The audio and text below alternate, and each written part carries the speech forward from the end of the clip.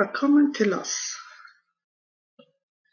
Hvor kan IT benyttes og ha størst effekt i vitenskapsfagene? Vi mener det er med de vanskeligste konseptene, som dette,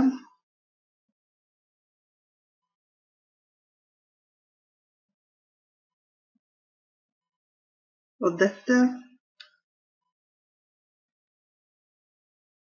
og som dette.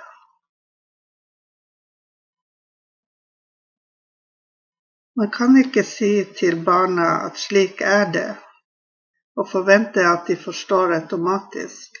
Dagens elever må utfordres. Vi må stille dem interessante spørsmål som de kan utforske selv. Vi må også gi dem feil svar og finne ut hvorfor det er feil. Slik er vitenskapen. Et ressursrikt og attraktivt program trenger ikke være utfordrende. Ikke bekymre deg. Sunflower inneholder et hav av ressurser for å støtte deg, som fargerike hjelpefiler, klasseaktiviteter, oppgaver,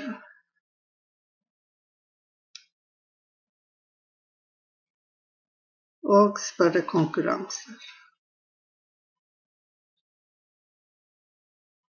Den norske utgaven er online, og du kan abonnere i et år av gangen. Integrer med din læreplattform og bruk på skolen og hjemme. Sunflower er en fantastisk ressurs i biologi, kjemi og i fysikk. Bestill din prøvelisens i dag.